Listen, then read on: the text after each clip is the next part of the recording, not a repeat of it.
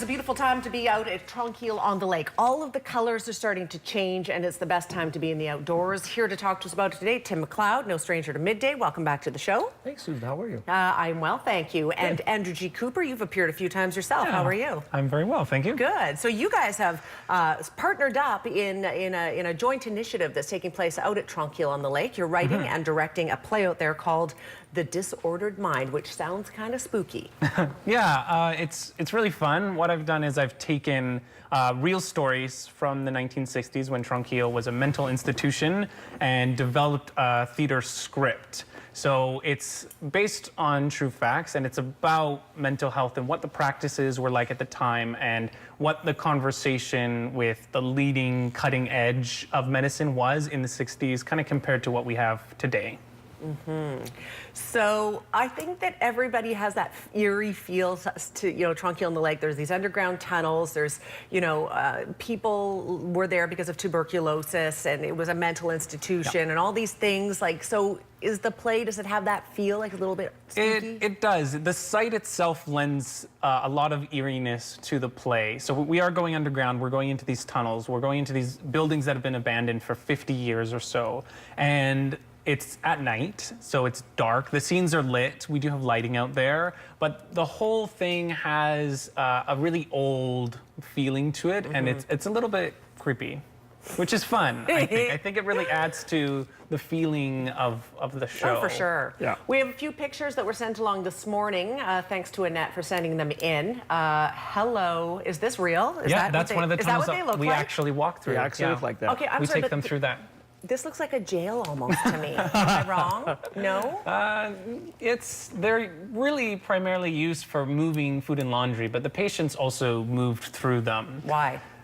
Why the patients? Well, sometimes if the weather was really bad, you'd want to move patients and people underground. Or maybe because they didn't want to. Patients also got loose in them. We've talked to many staff that met patients in the evening on a, say, 2 a.m. shift.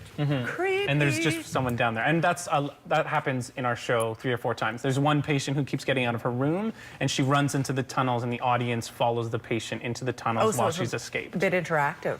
Yeah, a little bit. Yeah, we take the audience through tunnels into different rooms. The actors will be talking to the audience members, and they bring them right into the story. But all husbands should be coming, because guys don't like to be interactive sometimes. Right. Don't worry about it, just come. It's awesome. Yes, we're not going to be pulling them on stage. Right, no, of course. Okay, so now we're looking at some of the... Yeah, so this is one of the doctors. Dr. Benny was the supervisor of the entire facility in the 60s, and he's a psychiatrist, and he believes in pharmaceuticals.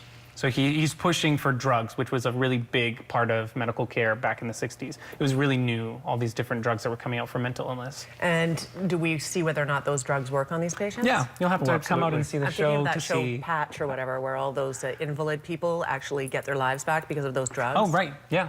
Yep. Patch Adams or whatever it was called? Yeah, it was Anyways, okay, so what are we looking at here? So this is Fern. The patient has escaped into the tunnels, and a couple of the doctors are coming in and trying to help her. So we've got a nurse there on the left, a couple of the doctors, and they're helping this patient out.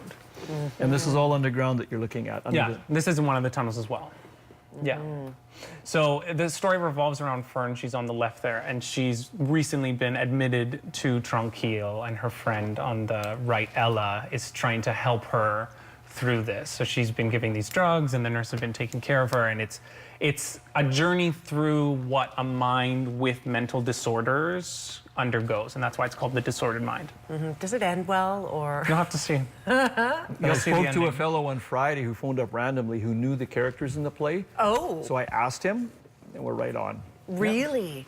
Yeah. So where do you guys collect the information? You spoke with someone. Was this person helping to fill Well, a lot of No, this is a random person, just phoned up. But so how did you get all the information? A lot of the research comes from personal accounts. So I go out and I find people who lived or worked or were patients at Tranquille, and I interview them and I record it, and then I write the show based on that. I also I go through the archives, to the museums, through old newspaper articles, stuff like that, to get a lot of the general facts. But it's just talking to people who used to live there, which is so interesting. It's such a cool way to write. Tim, you might know better, or you both might know, but mental institution versus tuberculosis, when and which eras were which? It was 1958. That was last year's story, Yeah, last year Crossroads. the show was called Crossroads, and it was about the TB, the sanitarium closing because they found a cure. And this is 5 years later. This year, it takes place in '63, so it's still a new mental institution. Every year will be a different year's story. Yeah. Okay, that's awesome. We're hitting different Maybe eras we'll every hit year. the 1800s one year. We don't know. Yeah. How cool is that? Super neat. We have 30 seconds. I want to make sure when people know when they can come down to see this or come over to Tranquille. When is that? It's weekend, so it's Friday, Saturday, Sunday. We have 3 shows a night. The show times and tickets are available at the Kamloops Live box office, and we run until October 30th, so right till the end of next month. Okay, Companies that's awesome. can book private tours Yeah. on that's- those nights or Thursdays. Yeah. Maybe leave kids at home? Depending, teenagers, yes. Teenagers. Younger kids, probably, Not so much. yeah, probably not. This is a really cool opportunity. Not only are you getting to go and explore this neat underground space, but this is based on very much true information. Yeah. So pretty That's cool. real local history. Yeah. So Kamloops Live box office, if you're looking for tickets, excuse me, I'm losing my voice. Thank you to the both of you for being here today. Thanks so much for having us. Really cool opportunity here. I got to go and check this out. This looks like a really great opportunity to see so much of these things that we hear about but not necessarily see. But we're going to have you back on the show to talk more about Tranquille later in the month. We will take a quick break. We'll be right back. Stay with us.